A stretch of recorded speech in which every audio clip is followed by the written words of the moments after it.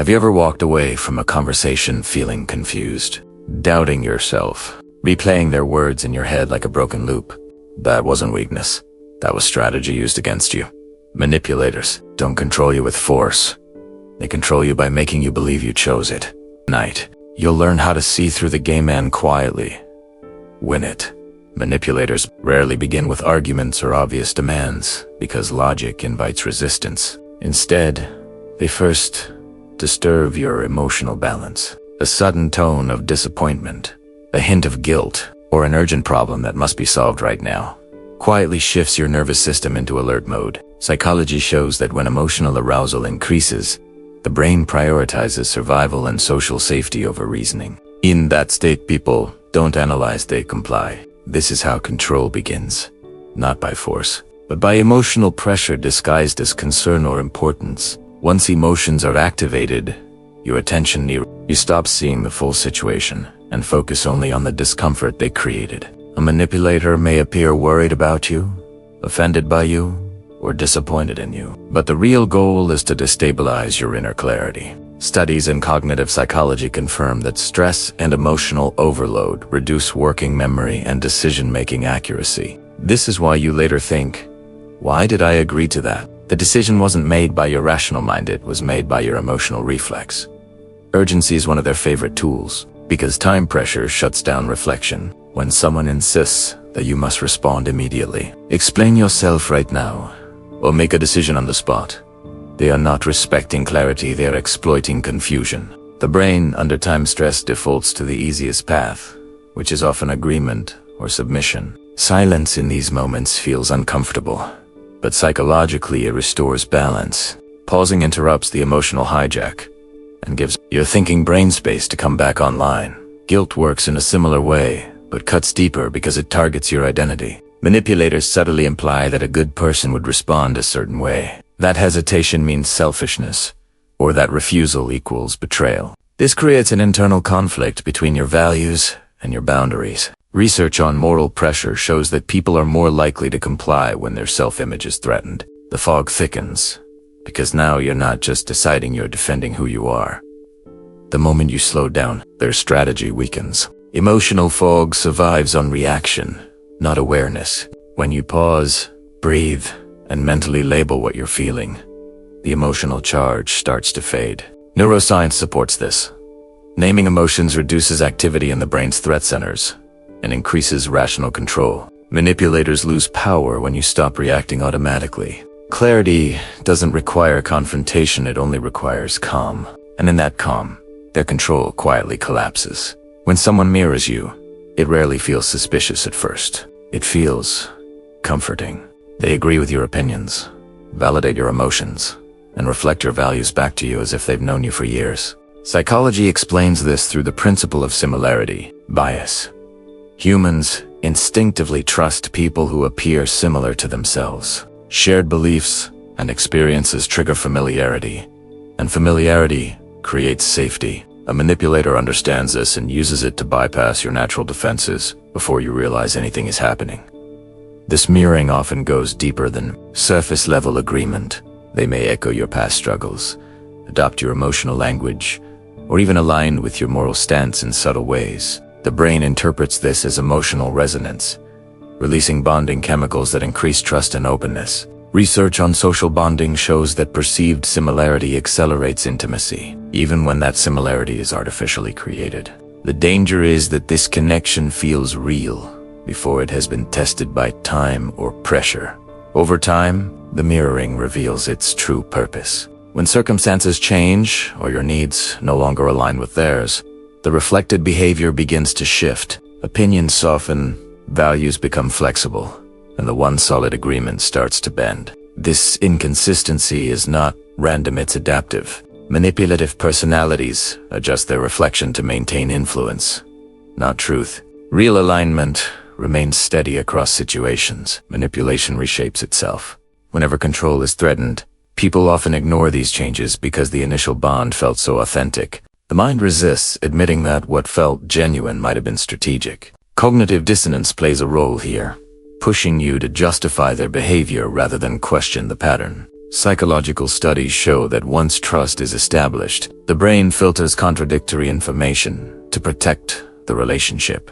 This is why awareness matters more than confrontation. You don't need proof, you need observation. The defense against mirroring is patience. Instead of trusting early agreement, watch behavior over time. Notice how they respond when you disagree, set boundaries, or change direction. Authentic people remain grounded in their values, even when alignment is inconvenient. Manipulators cannot. When the reflection fades, clarity returns. And with clarity, you regain control not by pulling away suddenly, but by seeing the pattern clearly enough that it no longer works. Manipulators rarely give direct orders or obvious lies, because those trigger resistance. Instead, they adjust the frame around reality. The facts may stay the same, but the interpretation quietly shifts. A comment you remember as neutral becomes clearly hostile. A boundary you set becomes overreaction. Psychology explains this through framing effects. The human brain assigns meaning based on context, not just information. When someone controls the frame, they control how events are understood without changing the events themselves. Over time, this reframing causes subtle self-doubt. You start replaying conversations, questioning your tone, your intent, even your memory. This isn't because your memory is weak. It's because repeated suggestion alters confidence in recall. Cognitive psychology shows that memory is reconstructive, not fixed. When someone confidently presents an alternative version of events again and again, the brain begins to treat uncertainty as error. The result is internal confusion that feels self-generated, even though it was externally planted. This distortion works best when delivered calmly and consistently. Manipulators rarely appear emotional during this process. Their calm certainty creates an illusion of objectivity, while your emotional reaction makes you feel irrational by comparison. Social psychology confirms that people often trust the more composed communicator, assuming emotional control equals truth. The imbalance grows. They appear reasonable. You feel unstable, and reality slowly slips out of your hands. As doubt increases, you may seek their guidance to understand what really happened. This is a turning point where control deepens. By positioning themselves as the interpreter of reality, they become the reference point for truth. This dynamic is psychologically powerful because humans crave coherence. When reality feels fragmented, the brain gravitates toward the source offering clarity, even if that clarity is false.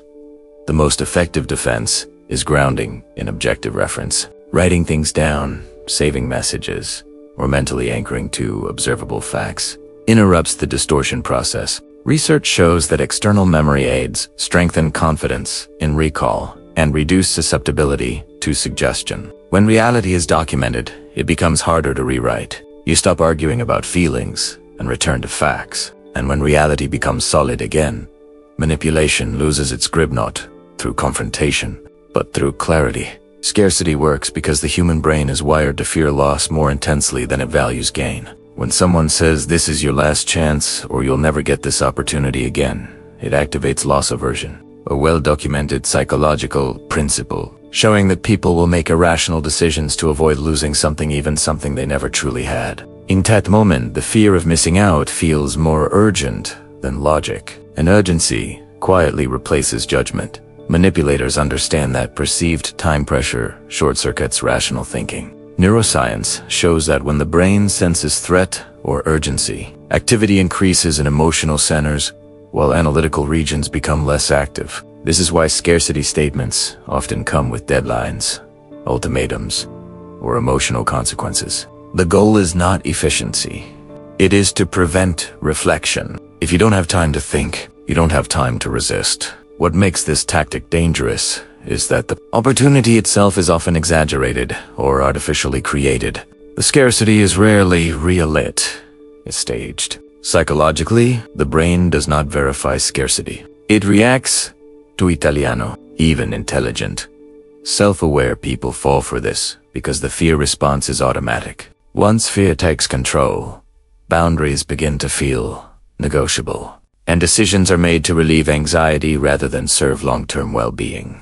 Over time, repeated exposure to scarcity pressure conditions, compliance, you may start anticipating loss before it's even mentioned, adjusting your behavior to avoid discomfort. Behavioral psychology shows that this pattern reinforces dependency, as relief becomes associated with giving in. The manipulator gains leverage not because they are powerful, but because fear has been trained to speak louder than reason. The counter to scarcity is time. Delaying a decision weakens emotional intensity and restores cognitive balance. Studies consistently show that emotional arousal fades faster than rational assessment. When you step back, urgency dissolves and clarity returns. Real opportunities withstand reflection. Manipulative ones collapse under it. The moment you give yourself time, you take back control quietly, calmly, and completely. Manipulators often rely on a simple but powerful behavioral pattern: warmth when you comply, distance when you don't. At first, the approval feels not attention, kindness, or emotional closeness. But the moment you assert independence, Castian TMO, or set a boundary, that warmth disappears. Psychology explains this through operant conditioning, the same mechanism used in behavioral training. Rewards increase a behavior, while withdrawal of rewards suppresses it. Over time, this pattern shapes actions without a single command being spoken. What makes this tactic effective is that the reward is emotional, not material. Humans are deeply wired to seek social approval and connection. Studies in social neuroscience show that social rejection activates the same pain centers in the brain as physical pain. When a manipulator becomes cold or distant, your nervous system reacts as if something is wrong.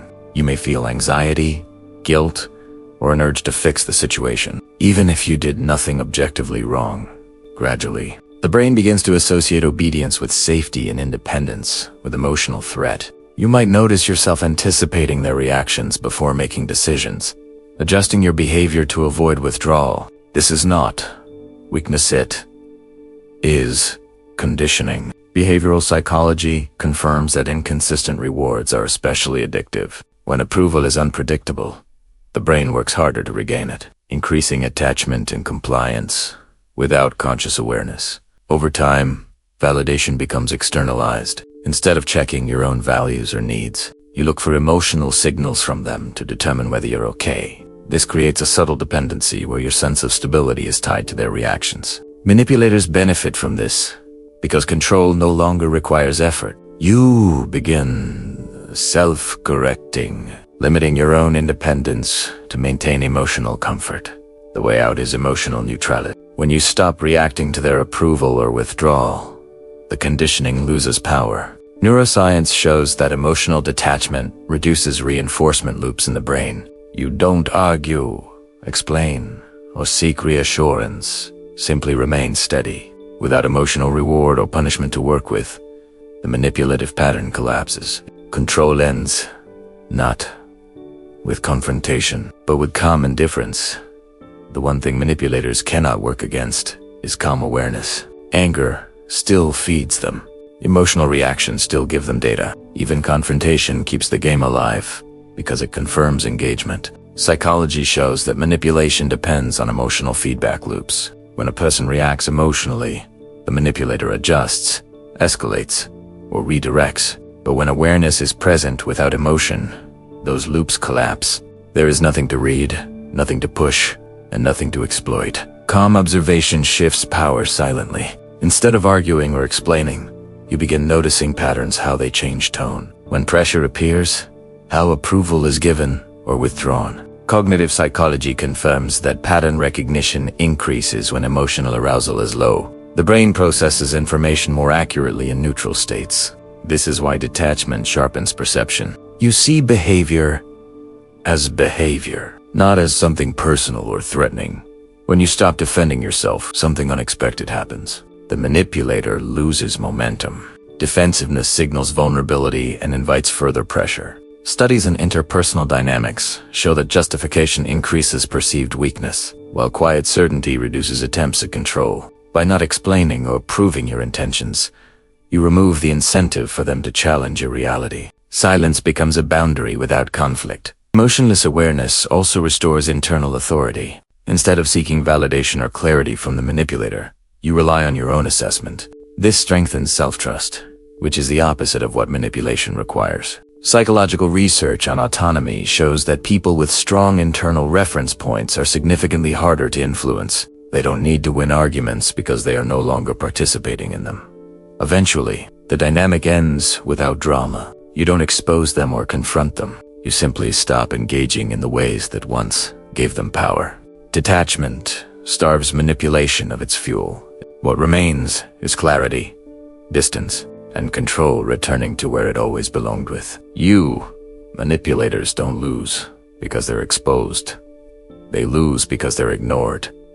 When you see the pattern, the illusion dies. And once the illusion dies, they have nothing left to control.